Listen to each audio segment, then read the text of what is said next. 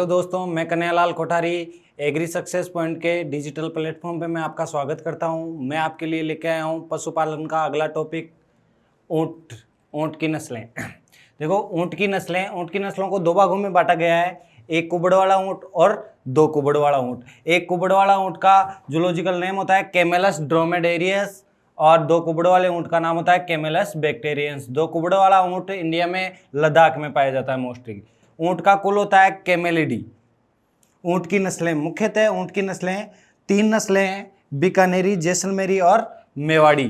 बीकानेरी नस्ल सबसे पहले पढ़ेंगे हम। बीकानेरी नस्ल सिंधी और बलूची ऊंट के संकरण से तैयार की गई है। ये विश्व की सबसे सुंदर नस्ल है। ये बहुत इंपॉर्टेंट क्वेश्चन बनता है कि बीकानेरी कौन सी नस्ल ऊंट की सबसे सुंदर है, तो बीकानेरी नस्ल ऊंट की सबसे सुंदर नस्ल है। ये गहरे काले रंग की होती है। ये सबसे ऊंची नस्ल है, इसकी हाइट सबसे ज़्यादा होती है। इसकी ज़मीन से लेकर थुये तक इसकी हाइट होती है 10 से 12 फीट। और ये एक ठंडी रात में 70 से 90 किलोमीटर चलता है। ये ऊंट एक ठंडी रात में 70 से 90 किलोमीटर चलता है। इस ऊंट की मुख्य विशेषता है कि इस ऊंट के सिर पर एक गड्ढा पाया जाता है जिसे स्टॉप कहा जाता है। ये बहुत मोस्ट विशेषता है। आगे आता है जैसलमेरी ऊंट। जैसलमेरी ऊंट का उत्पत्ति स्थान जैसलमेर है, जैसलमेर राजस्थान है। ये मुख्यतः रेगिस्तानी नस्ल है ऊंट की। ये एक ठंडी रात में 100 से 140 किलोमीटर चलता है और ये रेगिस्तान में चलने व दौड़ने के लिए प्रसिद्ध है। इस ऊंट की नस्ल को सेना के काम में लिया जाता है और पुलिस के काम में लिया जाता है। तो ये क्वेश्चन बार बार पूछा जाता है, ऊंट की कौन सी नस्ल सेना के काम में ली जाती है? वो जैसलमेरी ऊंट की नस्ल है जो सेना के काम में ली जाती है। अगला ऊंट है मेवाड़ी। मेवाड़ी ऊंट का नस्ल है मेवाड़, राजस्थान। राजस्थान में मेवाड़ क्षेत्र उदयपुर संभाग को बोलते हैं, तो इसका उदयपुर उत्पत्ति स्थान है। ये सबसे छोटे आकार का ऊंट होता है। ये सबसे छोटे आकार का ऊंट होता है। इसकी मुख्य विशेषता ये होती है कि इस ऊंट का निचला होठ लटका रहता है हमेशा। तो कौन से ऊंट का निचला होठ हमेशा लटका रहता है? वो है मेवाड़ी ऊंट का। आगे बात करेंगे मुर्गी की। मुर्गी को जूलॉजिकल नेम होता है गैलस डोमेस्टिकस। इसके कुल की बात करते हैं फिजियोनिडी होता है। इसकी नस्लें, मुर्गी की नस्लों को भी दो भागों में बांटा गया है। एक तो देसी नस्लें, एक होती है विदेशी नस्लें। देसी नस्लें होती है असील और चटगांव। विदेशी नस्लों को फिर 4 भागों में बांटा गया है, एशियाटिक नस्लें, इंग्लिश नस्लें, मेडिटेरियन नस्लें और अमेरिकन नस्लें। तो इसमें से क्वेश्चन ये आता है कि निम्न में से कौन सी नस्ल एशियाटिक है और कौन सी नस्ल इंग्लिश है? तो देखो, एशियाटिक में बर्मा और कोचीन आती है जो एशियाटिक मुर्गी की नस्लें हैं। इंग्लिश के अंतर्गत ऑस्ट्रालार्प, रोड आइलैंड रेड और ससेक्स आती है। मेडिटेरियन में MAL से याद रखना, M यानी होती है मिनोरका, A यानी एनकोना और L यानी लैंगहॉर्न। आगे आती है अमेरिकन नस्लें। रेड कॉर्निश और फ्लाई माउथ रोग है, ये अमेरिकन नस्लें हैं। देखो, इनमें बात करें असील की। असील का उत्पत्ति स्थान है लखनऊ। असील एक लड़ाकू नस्ल है, मुर्गी की एक लड़ाकू नस्ल है जिसे मनोरंजन के लिए पाला जाता है। पुराने जमाने में राजा महाराजा इन मुर्गियों की लड़ाई देख के अपना मनोरंजन का आनंद उठाते थे। आगे आती है चटगांव और कड़कनाथ। कड़कनाथ मुर्गी की नस्ल है। ये काले रंग की होती है और काले मांस के लिए ही प्रसिद्ध होती है। तो क्वेश्चन आता है काले मांस के लिए कौन सी मुर्गी की नस्ल उपयुक्त होती है? वो है कड़कनाथ। आगे बात करते हैं हम रोड आइलैंड रेड की। रोड आइलैंड रेड का उत्पत्ति स्थान अमेरिका है। ये मुर्गी की द्विप्रयोजनीय नस्ल है। तो आप प्रश्न आए कि मुर्गी की द्विप्रयोजनीय नस्ल कौन सी है, तो वो है रोड आइलैंड रेड और ये मांस के लिए पाली जाती है। अगली आती है रेड कॉर्निश। इसका उत्पत्ति स्थान इंग्लैंड है और ये अमेरिका में मांस के लिए उपयुक्त है।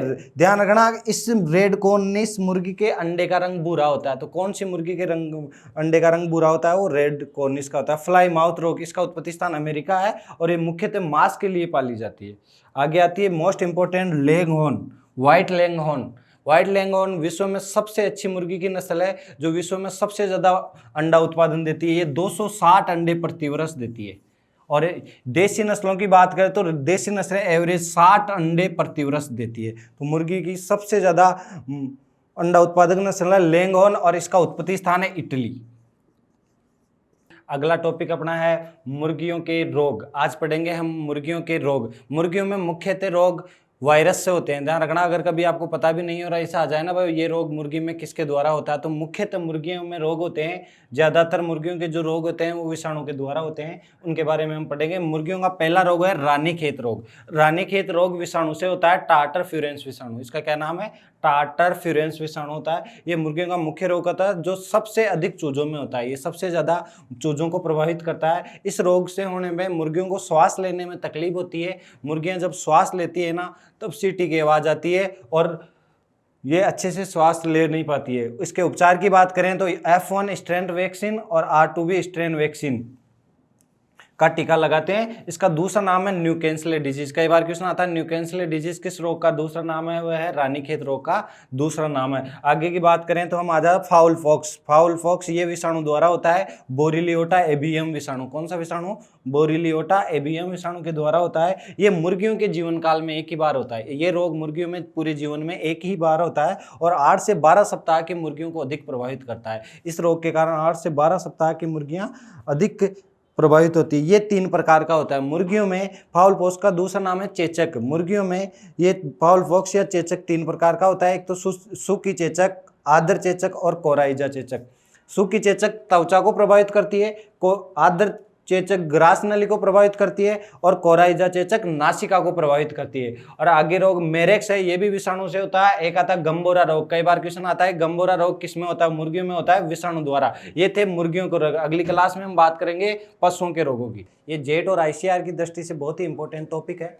इसमें बहुत बार क्वेश्चन पूछते हैं कि निम्न में से कौन सा रोग किसके द्वारा होता है, तो उसमें 4 ऑप्शन होते हैं, विषाणु, जीवाणु, प्रोटोजोआ और खनिजों की कमी या उपापचय क्रियाएं। जिससे कि पूछ सकते हैं कि टिक फीवर रोग निम्न में से किसके द्वारा होता है, तो आपको ये पूरा याद होना चाहिए। सबसे पहले अपन विषाणु के द्वारा होने वाले रोग पढ़ेंगे। देखो, विषाणु के द्वारा पशुओं में मुख्यतः 2 ही रोग होते हैं, FMD जिसे खुरपका और मुंह पका रोग बोलते हैं, और दूसरा होता है पशु प्लेग। बाकी प्रोटोजोआ के द्वारा खूनी पेचिश, टिक फीवर और सर्रा जो मुख्यतः ऊंट में होता है। अगला आता है खनिजों की कमी या उपापचय क्रियाओं किससे होता है? आफरा और मिल्क फीवर। बाकी सभी रोग जीवाणुओं के द्वारा होते हैं। जीवाणु के द्वारा होने वाले रोग है गलगोटू है, फड़किया है, एंथ्रेक्स है, जहरबात या लंगड़ी है और थनेला है। सबसे पहले हम पढ़ेंगे विषाणुओं के द्वारा होने वाले रोग। देखो, एफएमडी रोग है, ये एक वायरस से होता है जो यूरोपीय देश में और भारत में, यूरोप और भारत में अलग अलग वायरस से होता है। यूरोप में होता है एओसी वायरस से द्वारा और भारत में होता है सेट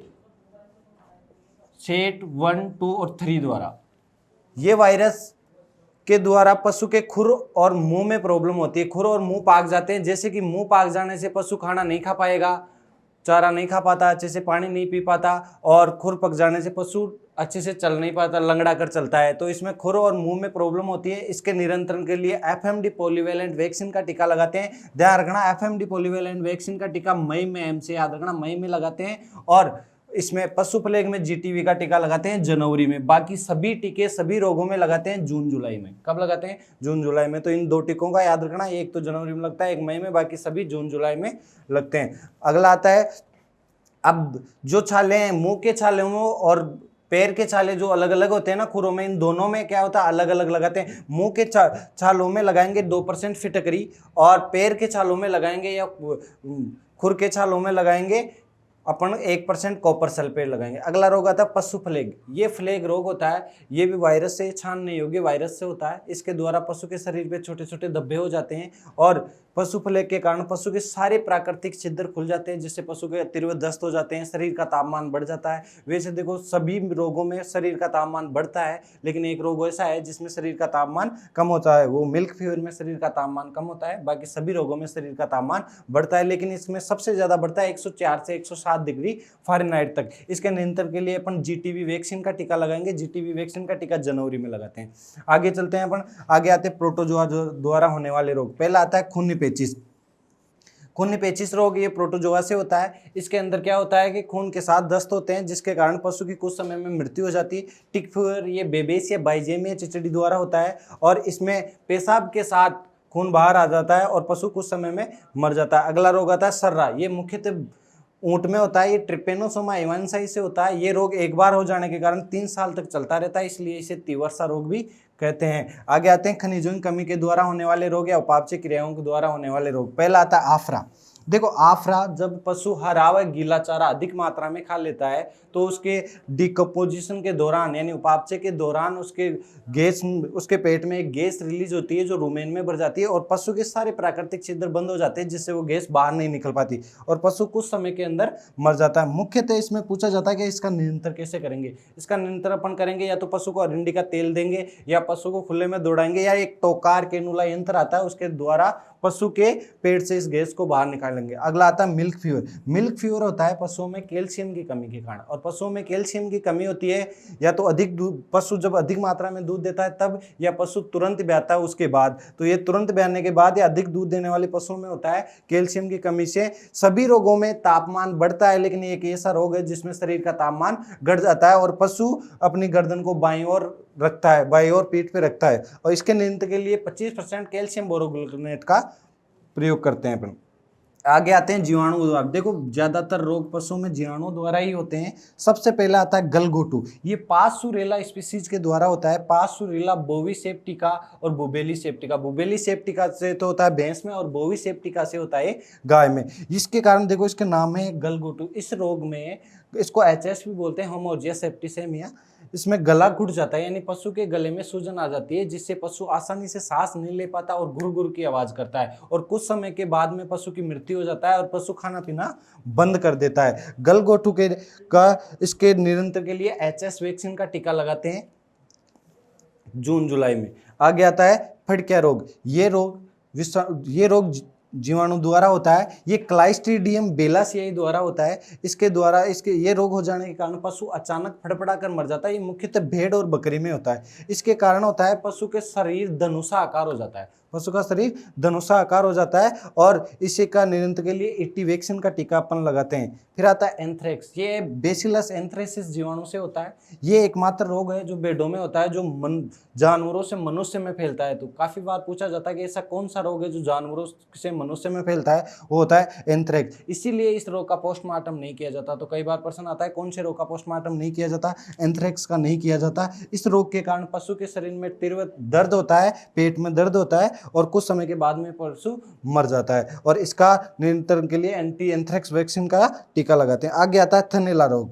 थनैला रोग मुख्यतः अधिक दूध देने वाले पशुओं में होता है। इसके कारण क्या होता है, पशु के थन सूख कर हमेशा के लिए बेकार हो जाते हैं। इसलिए आर्थिक दृष्टि से सबसे नुकसानदायक रोग होता है थनैला, क्योंकि इसमें शुरू में पशु के सूजन आता है। सूजन आने के बाद में थन सूख जाते हैं और हमेशा के लिए बेकार हो जाता है। ये जीवाणु के द्वारा होता है, क्लास्ट्रीडियम एग्लेक्टी के द्वारा होता है। ये क्लास्ट्रीडियम एग्लेक्टी के द्वारा होता है। इसका नियंत्रण के लिए हमेशा साफ सुथरे हाथों से दूध निकालना चाहिए। थन साइफन यंत्र से दूध निकालना चाहिए। इसके अंदर जैसे ही दूध में थोड़ा सा खून मिलता है तो शुरुआत में रंग तो इसका हल्का पीला होता है, बाद में गहरा लाल होने लगता है दूध का रंग। जहरबाद या लंगड़ी। ये रोग जहरबाद या लंगड़ी ये होता है, ये भी जीवाणु के द्वारा होता है। ये रोग होता है क्लास्ट्रीडियम सोवियाई के द्वारा होता है। इसमें पशु की पिछली टांगों पे सूजन आ जाती है, जिसके कारण पशु लंगड़ा कर चलता है, इसीलिए इसका लंगड़ी नाम निकाला गया।